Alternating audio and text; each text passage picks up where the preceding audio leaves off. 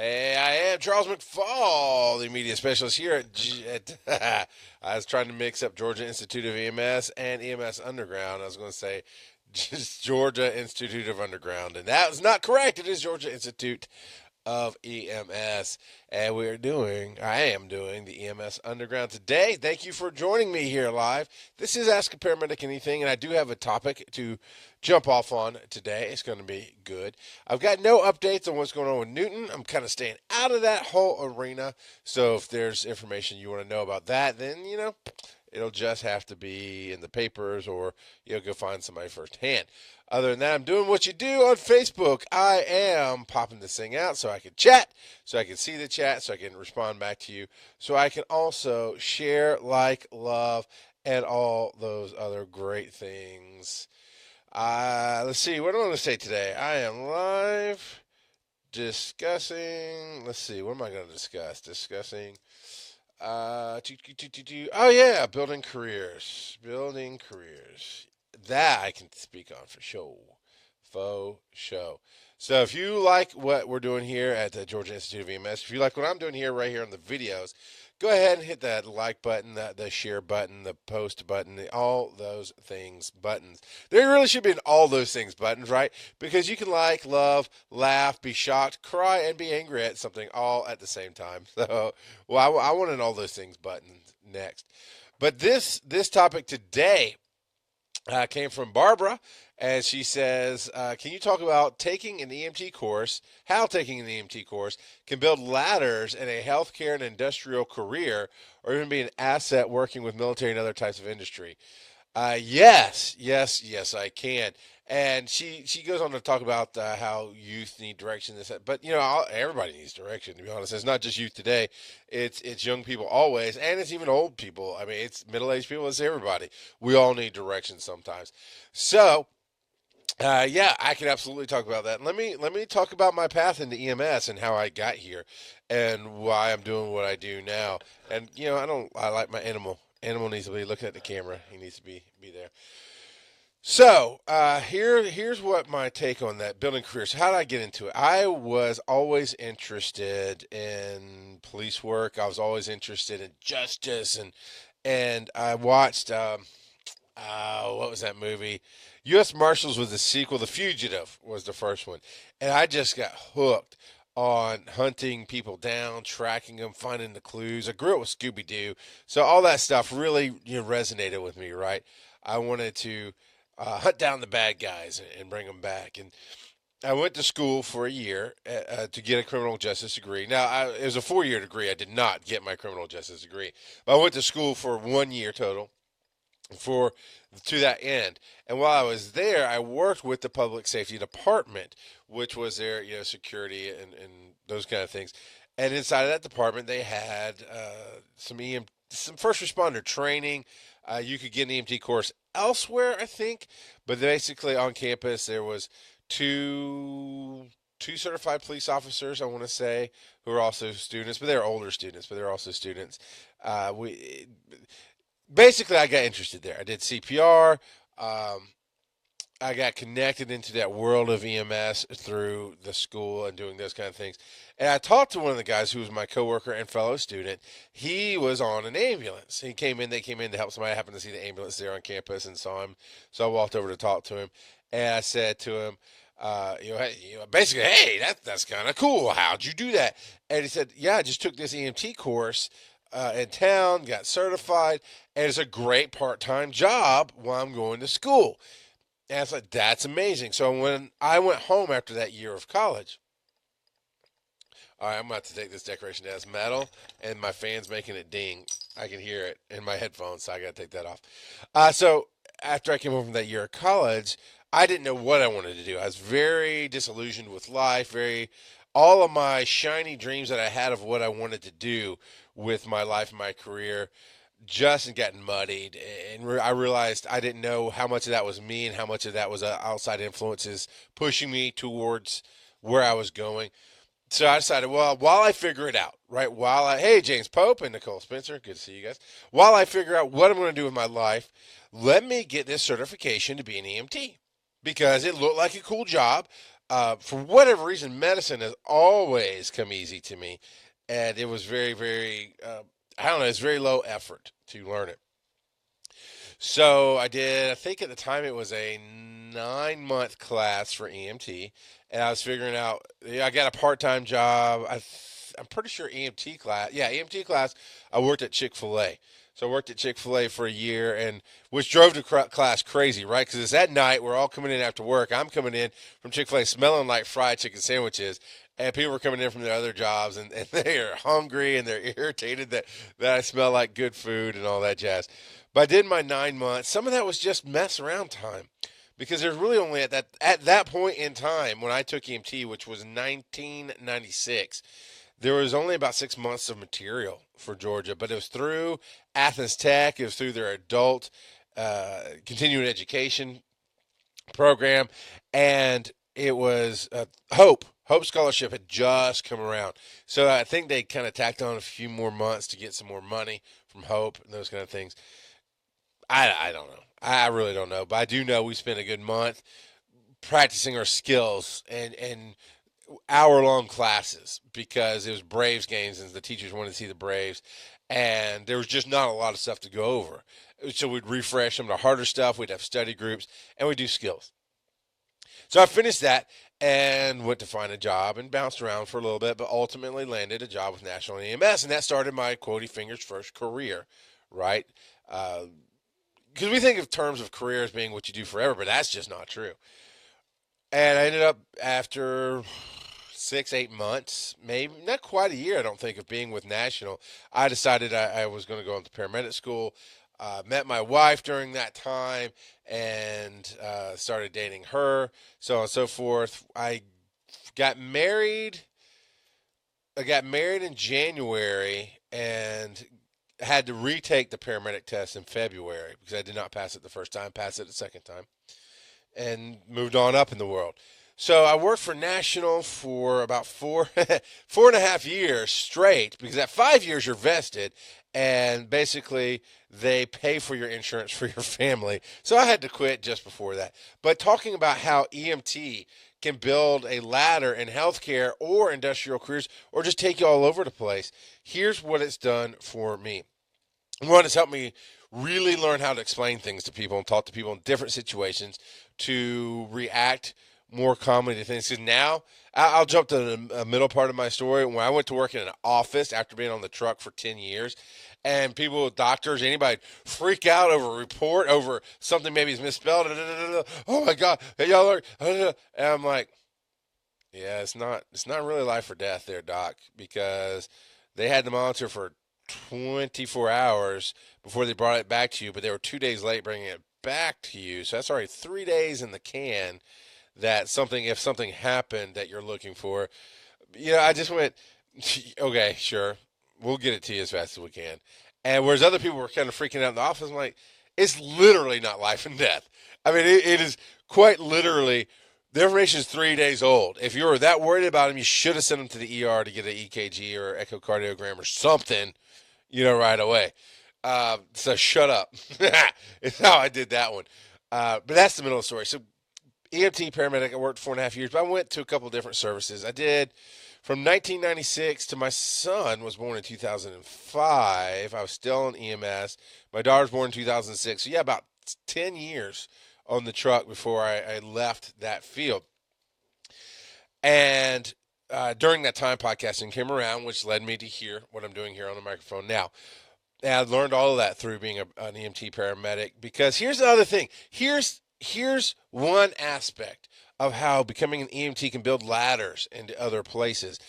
Depending on where you work, you get some decent downtime, right? Slow counties like Jasper County is where I was when I really focused on learning podcasting and becoming a part of that world. And we'd run sometimes 1-2 calls a day. I did a 48-hour shift with my buddy Jeremy Hayes, and we did 48 hours. James Pope, you're in Jasper County. Your wife was there forever working, and we went 48 hours without a single call. I think the other truck got maybe one call. We got none. And that can happen in a slow county. So that means you got 24 hours to develop other skills, to find other ways to make money. Nowadays, a lot of what I do editing for other people, producing for other people. I do some tech help for a podcasting site. And all this stuff is done on my time on my laptop. So I literally can be getting paid to be on the ambulance, and I can be getting paid to work on this other stuff at the same time. So that is one of the major ways. You want to learn a new career, you want to get paid while you go to school. Now, it needs to be online school, or it can be difficult for you, right? Because school is typically Monday through Friday, and EMS is 1 day on, 2 days off. So it really depends on your lifestyle and your career choices. But if you do online school, I did that. Actually, I did online school. That's where I got my degree from that nobody's given a crap about since the day I got it. But I have an associate's in business management. I'm not going to tell you the letters on that, but they can make you think dirty if you really think about it. So, but I do have an associate's in business management. I was going to get a bachelor's in IT, and I had my first son, and realized the debt was going to be too crazy big to mess with that, so I abandoned that path. But I started that path while on the ambulance. I was back working for National and filling in holes and work. I didn't have a regular shift. I'd worked at different trucks and whatnot and helped out in Walton County. And I remember sitting in Walton County in one of their hospital rooms they gave us for an EMS room because we were staging there to do fast transports for them. Whenever they needed us, we're right there. And spending hours just on my computer typing the papers for school and being part of the chat groups for school, online school, and all that. So, number one, as an EMT in a full-time position, if you're at a busy service, then you might not get that much time, but you still make contacts. But at a slower service, you absolutely can go back to school for something else you want to do. You can work other jobs, and that's the other thing too. You work on 1 day on, 2 days off. You can get you a part-time job somewhere else and work in a field that you want to get into. So that's one of the ladders that can build. So that I did all of that stuff. I went to school, all that jazz. Learned, like I said, really taught myself podcasting and everything about it the second it came out through being on the ambulance and then telling my stories from the ambulance. And both have fed each other. Podcasting has fed how I help people, and how I help people, especially then on the ambulance, has fed my storytelling and sharing of those kind of things. So let's see, where else was I going? Because I did all of that. Okay. Oh, so in the middle of it, right? The first time I left National EMS was nothing against them, but I wanted more money. I wanted more money, and it was tough back then. You're talking about early 2000s, and I was making $8-9 an hour as a paramedic captain. I think I was making, maybe by the time I was captain, I was making 10 something. That's Jasper. I don't remember what I was making when I left for Georgia Pacific, but Georgia Pacific is a company that makes plywood. They have a branch that makes toilet paper. Viva toilet paper is made by them. They do all kind of paper products. HP paper, I think. Maybe not HP paper. I can't remember. They make paper products and they wood stuff. The siding on house, not siding, but the panels on houses. I'm losing my words here. Particle board, all kind of plywood, those kind of things. There was a plywood plant in the city that I lived in, and I heard that they needed a safety officer. So I was kind of getting burned out. It had to do with life choices on finances and how I was bad with finances. It had to do with stress with my marriage and things. So I thought, hey, I go get this job in this plant, and it's an easy job. It really was an easy job, and get paid twice the amount of money I was getting paid on the ambulance to make sure people were safe. I can do that. And so being an EMT or slash paramedic, because you didn't have to be a paramedic, it did help. But being an EMT slash paramedic, living in the community itself and serving the community, I ended up getting that job fairly easily. And I thought, hey, this is going to be an amazing job. I'll still help people. I'll still, make a difference. And I'm making bank. That is a possibility. All plants have safety officers, and they have different requirements and backgrounds for them and whatnot. What happened there, though, was I wasn't making a difference. I would go through and do my job and say, okay, we need to fix this, we need to change that, and nobody listened. Nobody cared. In fact, even when people got hurt, which, let's be honest, let's be brutally honest here. We kind of like danger, right? right? We kind of like the excitement. I doubt, for the most part, in a general sense of the word, I don't think most of the community wants to see people get hurt. But when they do, that's when we shine, right? That's when we want it. So that's the exciting part. That's the fun part, if you're really being honest. Heart attacks, while devastating for the family, that tests our skills. That's one of the most active and influential things we can deal with. Trauma is one of the most active and influential things we can deal with on the ambulance. So they're exciting. Car wrecks are exciting. This is where we go in and figure out the real world puzzle and get them out of the car and save them, and then figure out what's going on the insides and save them. And so, just being honest, that's the fun part. Well, at the Georgia Pacific plant, I didn't get the fun part, because anytime anybody got hurt, instead of calling me like they were supposed to, I mean, I was salaried, but I was paid 50 hours a week. So 40 hours of normal time, 10 hours of overtime, because I was always on call, right? If somebody got hurt at the plant, they were supposed to call me in along with the ambulance, and I was supposed to be there because I'm a medic. I'm a paramedic. I almost said some dirty words there. Because I still feel the frustration of that whole place. Because I'm a paramedic and I know what I'm doing. And I should be there to help write the reports and help the people until the ambulance gets there, and really relay the importance to the ambulance people coming in, so they're not just coming in blind. Except when that would happen overnight. The only time I got called in overnight was somebody had back pain. They hurt their back. So I got called in at 2 in the morning to come fill out some paperwork for the night shift because somebody hurt their back and they were going to have to go see their doctor in the morning. That was crap. But I'm talking about, we had a guy get his hand stuck in the machine for 2 hours.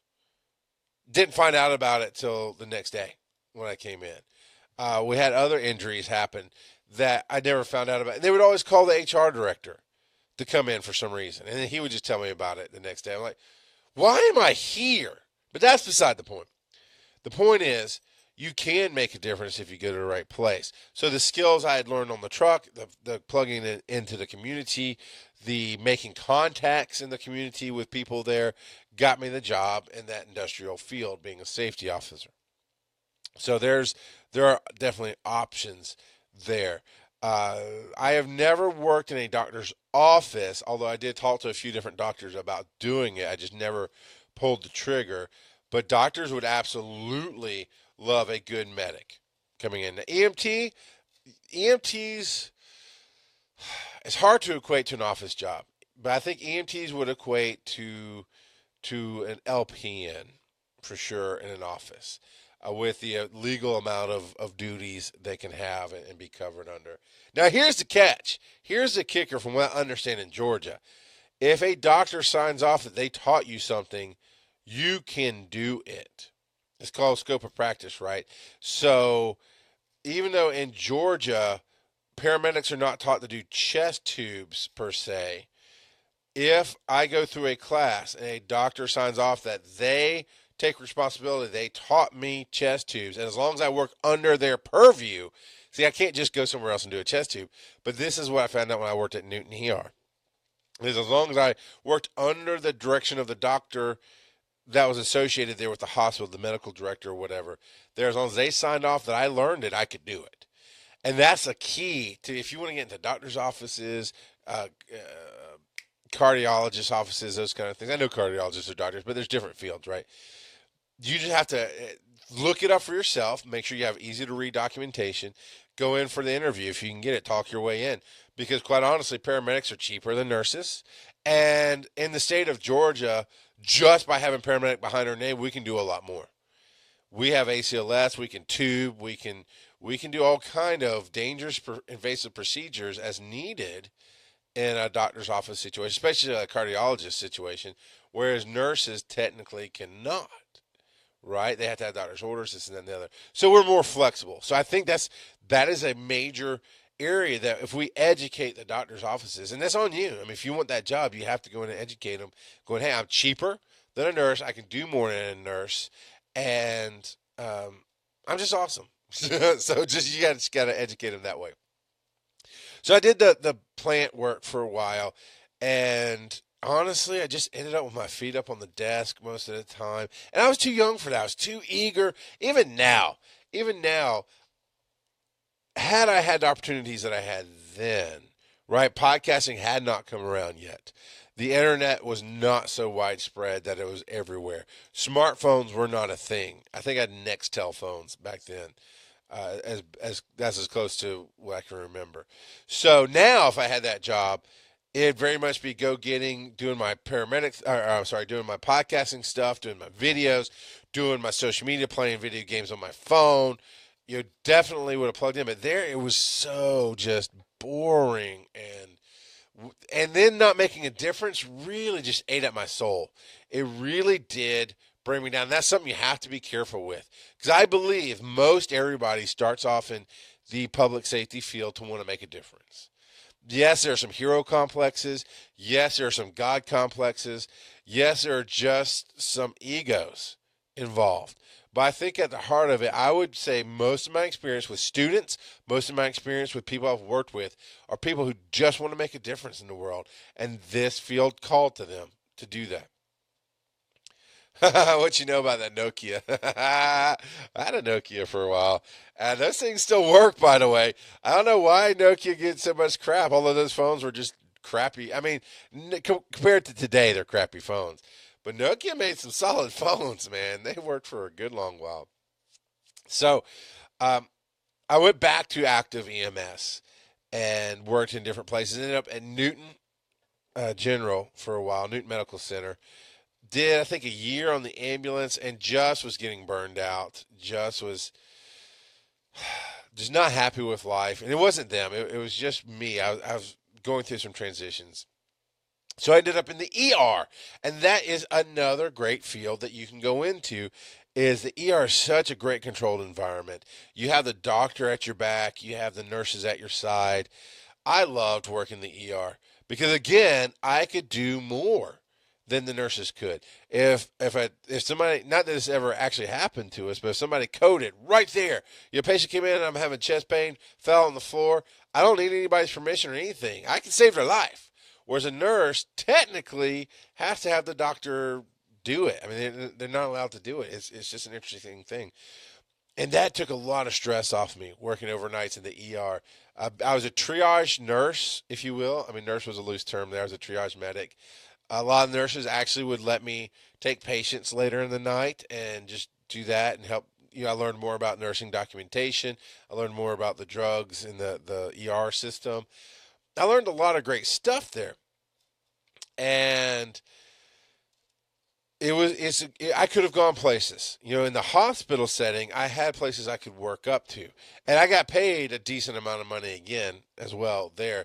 More money than I was making on the ambulance. So that is something else you can look at as making ladders into fields. Now here's before I go on to the rest of my story of my path through all this and how I've built a career based off of medicine and what I learned in medicine. Because honestly, every job can relate to everything in the world. You're a good teacher, then that means you'll be great at customer service. That means you could be a good nurse. That means the stories you have to tell could really tie in. So going into medicine and talking to people all the time in different situations really just, as long as you're paying attention and learning, really just shaped what I do with podcasting. It has shaped what I do with all the jobs I've ever had. And it really does teach you perspective because that's just human life. If you get into a position where you haven't dealt with anything worse than I don't have anything in this cup. Yeah, okay. Dealing with nothing worse than, oh crap, I spilled water all over my computer. That's life and death. You flip out. Your world's over for a minute. I mean, it just makes you crazy. But I tell you, dealing with life and death makes you a much stronger person because then you go into an office situation, then you go into something else and you can remain calm, you can remain happy. You can, all right, sure. I just had nurses screaming at me. We uploaded a report. We didn't get it within the hour. Well, we didn't promise it to you within the hour. We promised it to you within 24 hours. And even then, that's not as stated business hours, which would be 5 days, or 24 clock hours. Who knows? But, I can't tell you how many times I actually told somebody on the phone or even in my office, it's not life and death. Well, it kind of is. Like, No, life and death is literally when I had my fingers in somebody's body. I didn't have my fingers in somebody's body. I was exaggerating. When I had my fingers in somebody's body, trying to dig the bullet out, which you never do. But then you're like, really? Like, no, dummy, you don't do that. But I have literally breathed life back into a body that was not breathing on its own. Life and death is, guess what? Life and death. Okay? So this is paperwork. This is a report. This is a pissed off doctor. I would stop short of saying who cares, because I do care, because they did pay my paycheck. But beyond that, it's like, no, it's not life and death. So it does teach you those perspectives. I see my buddy John here, and he's gone through a whole lot of different jobs as well. And I would say his path was exactly like mine. Is you learned something in one job that was this industrial job, and you took those skills and what you learned to a fast food job, and you took those new skills and what you learned there to your own company that you worked for a while. I think if you're learning and paying attention, all of this plays in. And being an EMT is a very easy entry point into stepping into this world, right? Lots of people, I'm told, know what they want to do when they grow up. They go to school, they get that 4-year degree, they come out, and everybody's, oh, that's the way to go. But statistically, that's wrong.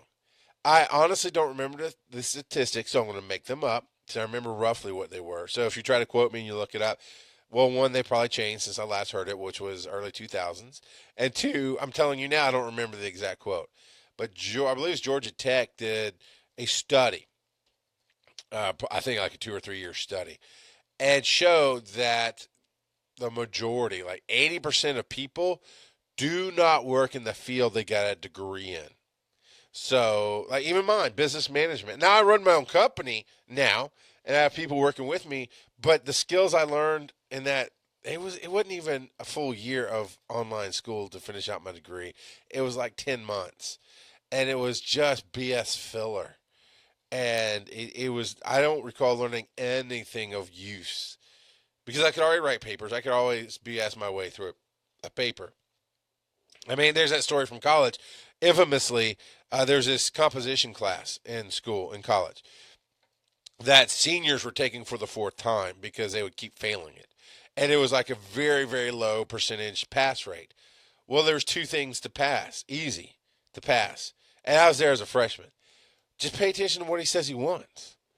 The guy says, stop doing papers on abortion. Stop doing papers on capital punishment. I just see a million of those. So you know what I did? I did a paper. It was maybe a year, or right. Actually, no, the trial was just wrapping up. Actually, the trial was going on when I was in school in South Carolina. But Susan Smith had drowned her kids in a car. And if you don't recall that, you can Google it. It's in the 90s. And blamed it on a black man. And the black man had kidnapped the car, and the kids were gone. And, stole the car, whatever, took the kids with it. And so I was trying to figure out what interests me. And here's the thing, the trick to any paper, the trick to loving any job, the trick to being great at who you are is if it interests you, it'll interest other people because you're passionate about it, right? I can't tell you. I can tell you a good example right now. I listened to a show called Toy Power, and it's a show out of Australia about guys who are hardcore about collecting collectible toys like Teenage Mutant Ninja Turtles and Bucky O'Hare and Ghostbusters. Some of them are truly vintage from the 70s and 80s. Some of them are new stuff going out now. I have very little interest in collecting toys. Now, I do have a collection of things that I like. I've got my Deadpool and different Marvel things sitting around. This is one of my favorites here. I got Kiss Kitty. That's just fun. And my all-time favorite bobblehead, me. I've got me as a bobblehead. I love that thing. But so I have almost no connection to collecting toys, right?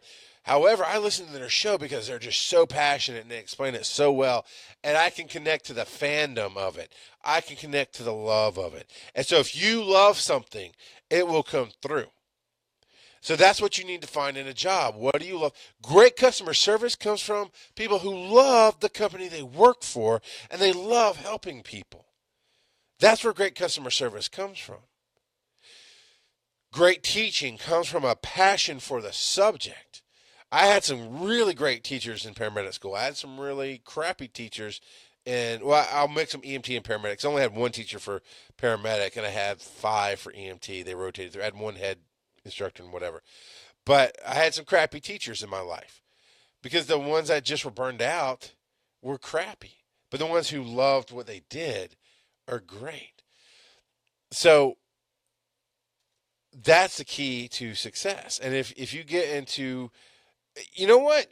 The biggest ladder, the biggest thing that EMT school, and I'm talking about EMT basic, can do for you is get you a job that will work with you, that will help you, sometimes even get you more education. I know National bent over backwards to help me get my paramedic. I got Hope Scholarship, so I didn't need anybody to help me pay for it. I don't know if they would have, but I know they worked with people. They really wanted to help their people grow and get educated.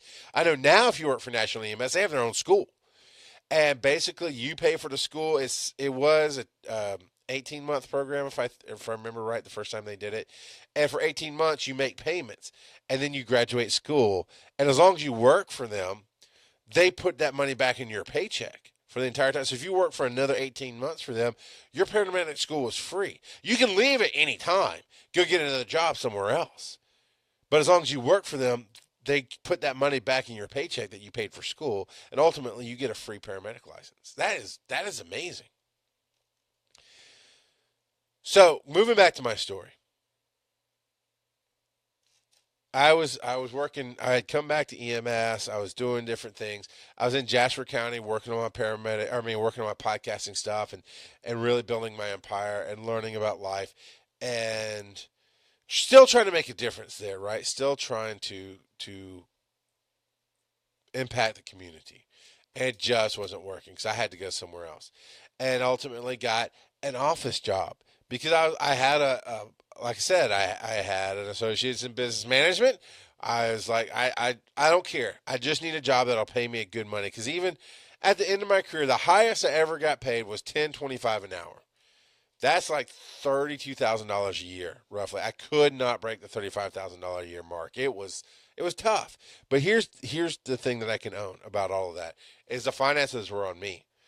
It was all my decision. 'Cause now I actually make roughly about the same money now after 3 years of working for myself, and I have 4 kids, and I'm making ends meet. So it's definitely about financial management and being smart about it. Because then, when I worked for Jasper County, I had myself and my wife and a kid, and that's it. And I still couldn't make ends meet. So it was just me being stupid.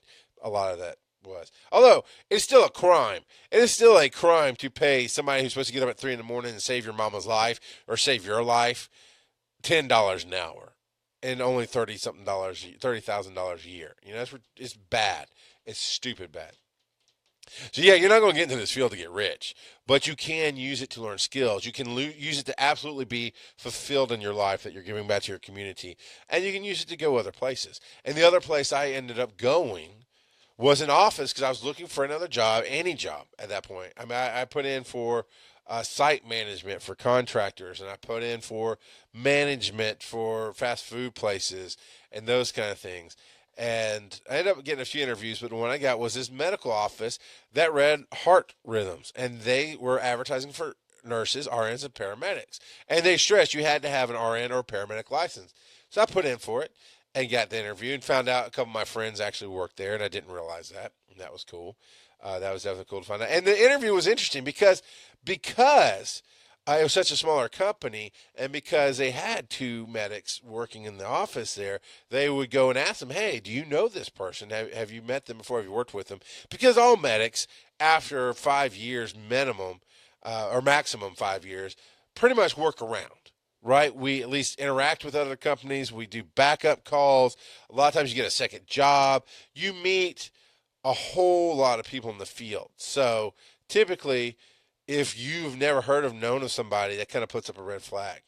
And maybe not a singular person like me, but 3 or 4 of us, if between the 4 of us, we've never heard or met somebody, you might want to interview them a little bit harder. So I didn't know that at the time. I didn't know anybody I knew worked in the office. Turned out 2 people I knew worked there. And so I go in for the interview, and it's not an interview. It's just swapping old paramedic stories and just shooting the breeze. And I'm like, I finally said, okay, not to be rude, but I've been here for like 45 minutes. Are we going to do an interview? He's like, oh, no, yeah, no, you're cool. Tammy knows you. I'm like, who's Tammy? And it's Tammy Daly, somebody I'd worked with for years, and Carol Litka, who I'd worked with for years. Both were working there. And like I said, I had no idea. I was like, so they basically just gave me a recommendation, got me the job. And I didn't know that.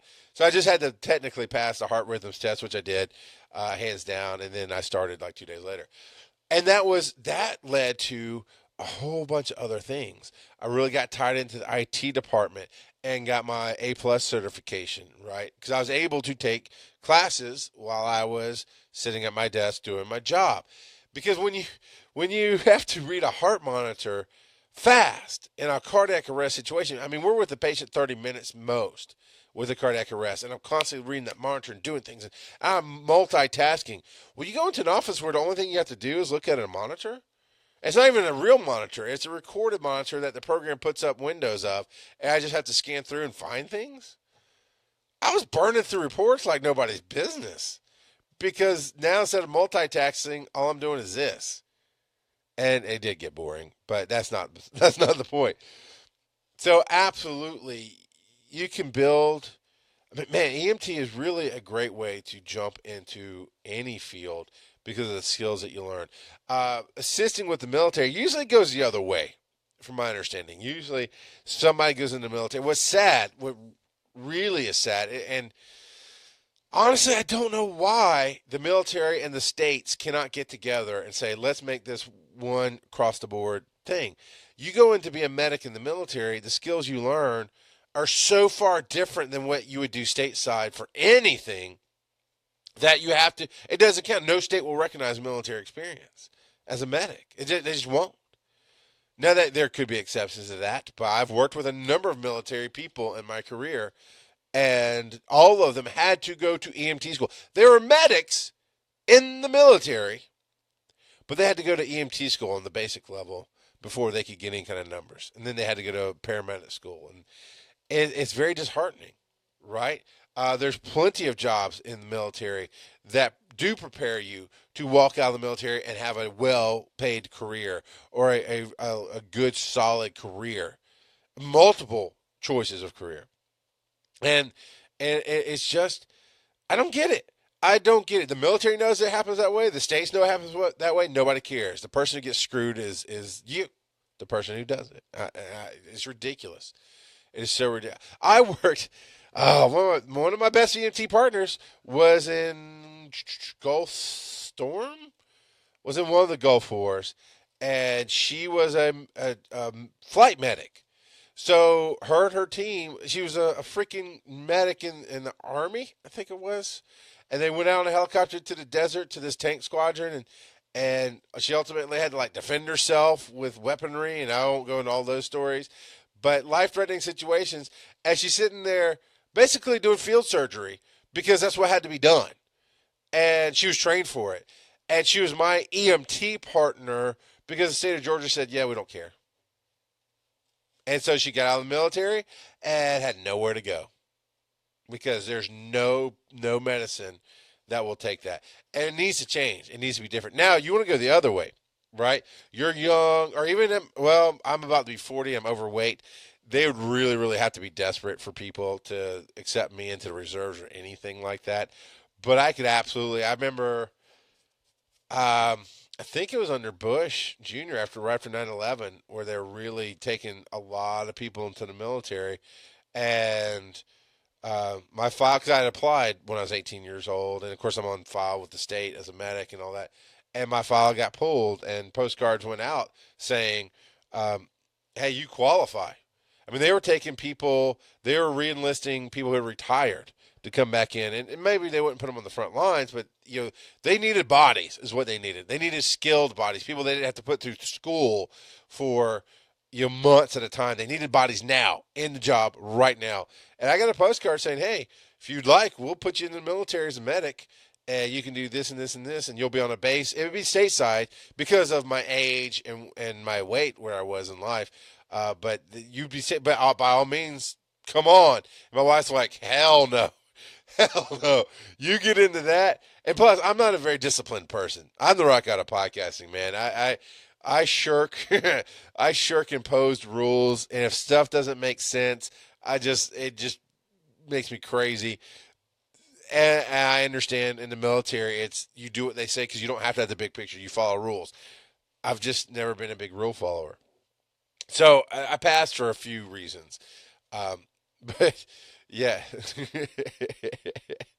Thank you, everybody who's live and who knows me, giving me a hard time about this stuff. Um, but the thing is, for an average human being, right? Good health, good weight, uh, BMI index, all that, body mass index, all that stuff. If you go into EMT school and medic school, like I did, I was 18, 19 when I went to EMT school. I was 21 when I finished. No, 23 when I finished medic school, something like that. Because it was right after I got married, and I'm pretty sure I got married when I was 23, and 2001, so something like that, or whatever. Anyway, I if you go through school and you get those skills, and you're still 20, 25, even 30, maybe. It's depending on the situation and the need. You absolutely, if you decide, hey, I want to go to the military because they do have good benefits, they have decent pay. Maybe you just want to serve your country. Whatever your reason is, that's a huge plus to the military to have any kind of proven skills, any kind of documentatable. That's not a word. Skills. Um, that'll get you where you want to go. Um, I can't tell you how many times eyes have brightened up in an interview where I'm coming in. We've got to change. We've got to change the application process in this country, if not this world. You put stuff down on paper, and people are like, "Well, I want this BS in my office." People on paper lie all the time, and I can't. God, there's so many jobs I could do. There's so many. I could be. Carl works with a charitable organization that's large, and they do great work in this world. And I was associated with him through a podcast for a while. And we've even talked about it, he and I, a few times, and even maybe his boss, I don't remember. It doesn't matter. We've talked a few times about how I could come and host their events and do this. I could hands down run their media department right now. But if they needed somebody to run their media department, they'd say, we require a master's degree or a bachelor's degree in media production. We want 5 years experience of doing this in the charitable field. I'm like, that's stupid. That's stupid. How about saying, hey, do you know anything about media? Yes, we're gonna do a recruitment drive, and you show up on this day, and you'll get 5 minutes with the preliminary person, and if you impress them, you'll go on to the next round, and you'll talk to the next person or whatever. Because on paper, I cannot put enough stuff on my freaking resume to let you understand who the hell the rock god of podcasting is. I just can't. But you talk to me for 5 minutes, I will answer every question and then some. You know. Well, Carl, you don't run the media department, do you? Is that what your job is? I'm not trying to take your jobs. I meant like the people who do all the camera work and that stuff. If you're over that, then you're over a whole lot more than I thought you were. I want to be your boss, Carl. That's what I'm saying. My point is, what I learned in medicine was the only thing that matters is human connection. And I've talked myself into many, many jobs with different EMS companies because all they really care about, they tell you this in school. You pass the test with 100, you pass it with a 70. 70 is the lowest grade you can have to get your license, or at least is what it used to be. Um, and then there's other stuff that goes into that. But basically, you pass with 100, you pass with 70, it doesn't matter. Do you have the numbers behind your name? If you got the numbers, that gets you in the door. Nobody cares what your scores were. Because at that point, all you legally have to have is the numbers. Then it's about the human connection. Then it's about, do we think you're going to work with this company? Do we think we can work with you? You get the interview like that. Whether they're hiring or not. You go up to an ambulance company, you walk in the door and say, hey, I'm a paramedic. I'd like to talk to you about possibly getting a job. Only idiots tell you they're not hiring. Most of the places go, all right, how about you come and talk to me from here, or how about you fill out this resume, or something, and they'll schedule something. I don't know, but I've been able to get an interview with every ambulance company I've ever wanted, because the reality is none of the paper stuff matters. Nobody cares where you went to school. Nobody really cares where you worked for before. What they want to know is, are you going to go my way? And yes, that's a Lenny Kravitz line, but that's really what they want to know. So, what happens on an emergency call? Are you going to go my way? Are we going to go in and we're going to save a life? Are we going to help out? Those kind of things. These are inherent skills that you will develop as an EMT and paramedic, and that plays hard in so many other jobs. Now, questions. Hit me with some questions. Hit me with some stories. Hit me with some things, a career you might want to get into, and how that can go from medic to whatever career that is. Nicole says, one thing I was taught after I graduated from firefighter school was that those certificates don't mean anything once those tones drop. Exactly. It's how do you work with a team? How do you shine? How do you step up? What do you see? I became captain more than once in two different companies. I was captain twice at National, because I made captain and then I quit. And you don't just come back in as captain. So I earned it a second time. And I was captain, I think I was a captain or lieutenant. I was something with Jasper County when they instituted some ranks. So I've definitely been in leadership more than once there. And it's because, are you willing to take responsibility? Are you willing to make decisions without having to ask somebody? And are they the right ones? I mean, that's the follow up is, are they the right ones? So that's very important. Trying to think of other things I could talk about here along these lines of building ladders. I mean, Johnny left. I mean, Carl is in social media, and it's that's such an interesting field, right? Because people can put down, we want this social media, we want that, but what do you really want? Well, we want it to go viral. We want it to do this. Uh, he is really, really skilled. I mean, in fact, he even went back and got, I think it's a master's degree in Facebook. That's what you got to tell people, girl. I had a master's degree in Facebook, Snapchat. I had a master's degree in Snapchat, yo. Uh, So let me bring it to this. And again, I still want your questions or comments, whatever it is that you'd like to put out there. The powerful positive of all of this is communication, right? We learn how to communicate well. You should learn, and we all know there's people who don't learn how to communicate well, but you learn how to communicate well through this job by calling in reports, by talking to different kind of patients, by working with different partners, by just having your run sheet. What's it called? The PCR, patient care report. Having your patient care report QA'd, right? And here's where you could have done a little bit different. Here's right, and you're always making it a learning experience, and that is amazing and strong. And again, perspective of when people go crazy because now maybe you're running McDonald's, maybe you bought a franchise of McDonald's, and that you're owning it, and somebody's pissed off because they wanted extra pickles and you didn't put any pickles on their sandwich. Well, all right. I'm used to people yelling and screaming because when their mama's dying, that's what they do. So, okay.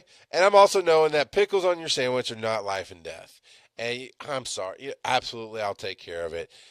You can do better. You can lead a team. Not everybody's cut out for that. I know. It's a thing. But yeah, if we get it as a collective whole, the world is changing. Social media is changing the world. Look at what I'm doing right here, right now. Essentially, I'm leading an online class. And I said essentially, that's a very important keyword because I am not a licensed instructor. I'm not teaching an actual class through Georgia Institute of EMS. But I could. If Tom or somebody wanted to sit there while I taught, as long as there's a licensed instructor in the room, I can teach all I want. But nowadays, I'm sitting in my home studio and with my setup, which I prefer to anything else. And I am discussing these concepts with you and sharing my knowledge with you and educating you the best that I can on Facebook. where you're presumably in your homes or on duty or in your offices watching on your phone or your tablets or your computers while you're doing other things. That's the world now. So this crap, and I'm a little touchy about it because I am trying to find another stream of revenue to come in. Uh, this crap of put out your resume. Well, we're looking for the you don't understand the magic you're passing on. I literally can do just about anything. If I don't know how to do it, I can learn it, and I can learn it fast. Somebody said, somebody was talking to me. I was coming home from Chicago. I was in Chicago this weekend for Pokemon Go Fest, and I know nothing about Pokemon when I started doing the show Pokemon Go podcast. I knew nothing about it. Well, okay, that's not true. I knew some basics. I knew there were monsters. I knew you fought against each other. I could recognize some of the characters like Pikachu, but basically nothing about it. Never really played, and got the opportunity to do this show. Knew it was a good marketing way to go for my business. Got into the game and asked questions. That's what I do. I ask questions to the point now that I'm a higher rank in the game than most people playing, and even in my area. And to the point now, people believe I'm just putting on when I don't know something. That no, that's your character. You're the filthy casual. We know you know more. And I was like, I'm always honest. If I don't know something, I'll tell you I don't know something. And the Lyft driver that was bringing me to the airport, he goes, well, how do you do that? How'd you start not knowing anything? It's like, because what I do is I learn, and I learn fast. And that's what made me a great EMT, is what made me a great paramedic, is you could show me something, and typically I had it after that. Done. If you wanted it done a certain way, show me, and I got it done, and I've got it down, right? I understand I'm here to serve. So the ego, while I absolutely have a big ego, think I'm the greatest in the world, because you should think you're the greatest in the world. I think we all should think that about ourselves. Absolutely. While I have full confidence in what I do, I have no fear in taking responsibility. I have never been fired for taking responsibility, ever. I've been fired for being stupid, and I've done some stupid things in my life, and that's a whole nother show. It's a whole nother story. But there's been times when people are like, I can't. And I'm like, no, I'll take responsibility, because I already had the argument in my head of, fine, fire me. But I stand by my decision. Here's why I did it, A, B, C, D. This is exactly why I made that decision. I did it to the best of my ability. If you don't like that, then I don't need to be here. Never once had to even give that argument. If something went down, okay, why'd you do this? Why, who did, no, not even why, who did this? Well, I took responsibility. I made the decision because blah. Just a very quick answer. That's as far as I've ever had to go, right? And I think if you're eager to get into school, if you're trying to go through EMT paramedic, if you're just trying to better yourself, that's the secret. Remember the class I told you about? I got off on a tangent and I forgot, but the Susan Smith thing, where this English class is second half of the year, because they didn't do it in quarters, they did it in semesters or something. I don't remember. But the first half of the year I had grammar, which I hate grammar, but I learned a lot. I did in college, and then the second part was writing, is composition, is writing this massive term paper, and they told you up front, this is at the beginning of the year, at the beginning of the class, which is 3 months, I guess, 4 months, whatever it was. They said, you're going to write this term paper, and here's all the deadlines, and here's your due date. And there were, like I said, there were seniors in there taking the class because they kept failing the class. And you had to have this class to graduate. I passed it the first time, because the secrets to success in any field, listen to what your client wants. Your client's your patient. Your client's your customer. Your client's your wife or your husband or your partner. Your client is your boss. Listen to what your client wants. The teacher said, stop doing abortion papers, stop doing capital punishment papers. I just see a million of them, and you can't really come up with any more arguments that's already happened. It's going to take away from your grade. So I didn't know what I was going to do. Now, this is a tangent I got off on. If it's important to you, it's important to other people. So I have to be engaged to even BS my way through a paper. And it was coming up on the first draft due date, and I was like, I haven't even started it. So I took one evening, I went to the library on campus and just pulled newspapers. And like I said, Susan Smith trial was going on, and it captured my interest instantly. Instantly grabbed me. of how this woman could do this and the story she told. And I just started researching her and making notes. And then I went in and wrote a paper, and technically it was a capital punishment paper, but basically why she should get the chair, essentially. I think in South Carolina it's the chair, and that's the state I was in going to school. But I made this whole thing about basically written from the point of a lawyer making the. Now, of course, it was not a law school, and I was not expected to do legalese, none of that. But the whole, I told a story, right? And this is how I did it. I pictured this story in my head, and I as if I'm the lawyer on TV, of course. Yeah. And I'm writing the whole paper from the perspective of closing arguments, and it was like 10 pages of stuff because I had to follow their format, and so I had to lay out to the jury what I was going to talk to about. You've heard about this, and then I broke the case down, and all of it is just word for line for line, just basically if I'm pitching the jury. And 10 pages later I get down to this is why she should be executed, and this and that and the other. uh, maybe I didn't say she should. Maybe I actually took the stance that we should show forgiveness or mercy, or she is crazy. I forget, but basically I got to my conclusion, turned in the draft, and the only thing I got knocked off points for was bad grammar. And, this is some repetitiveness. You need to tighten this up. I did. I ultimately passed that with a B plus. I passed that class first time with a B plus because I listened to what he wanted. Then the second secret was also in that story. The second secret was to be engaged, to actually be fascinated by the material I'm writing about, so that comes through in what I'm doing. If you don't like blood, EMT will never get you to any other job ever. It just won't. If you can't handle poop, piss, cursing, sexual situations, nakedness of all kinds, then it'll never get you anywhere. But if you can make a difference, and then you can listen to what your client needs, that's your boss, your partner, your patient, and then you can be engaged. I love medicine. I love helping people. I still love helping people. That's why I do this show here. Everything I do is about helping people. I just do it instead of with the medicine and being on the truck and being limited. I do it with my words and my videos and my podcast. So that's what I do, and that is a lot of that definitely shone through and came out, and was enhanced by going to EMT school and then paramedic school. So I think it's a great career path. I think it's a great career for many people, but I think it's a great ladder for many, many others like myself. So that's going to be it for today. As you can see, you can email me, emsu@gaiems.org. That's EMS Underground, right? All the letters, at Georgia Institute of EMS, GA for Georgia, I for Institute, EMS.org. Call the phone number there for all the classes coming up.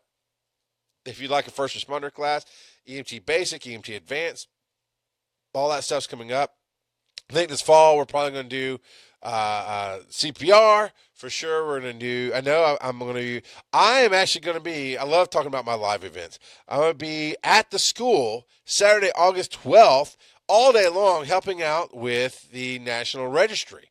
So if you're taking registry there on August 12th, you're going to get a dose of my funness, because I bring myself to the table every time I sit down.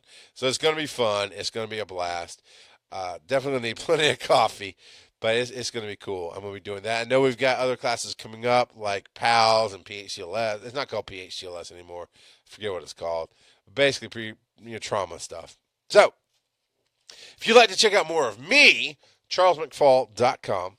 You can check that out. Rock Out of Podcasting is rockguidofpodcasting.com. Do a motivational show. It's not safe for work. There's a lot of adult talk, not just in words, 4-letter words every once in a while, but also in content of being real with your life and getting what you want out of life. So you can check that out as well. And many, many other things over at giantsizeteamup.com for all your geek needs. Until then, I hope you get out there, you help somebody be better, you help yourself be better, but just listen to what's going on, see how you can help out. And the last thing to tell you, sometimes you can't help everybody. You just have to walk away. All right, I'll see you again next week. We do Georgia EMS Underground here every Thursday at 2:30 p.m. Eastern. So subscribe to the page, do the live notification button, and I will see you all next week.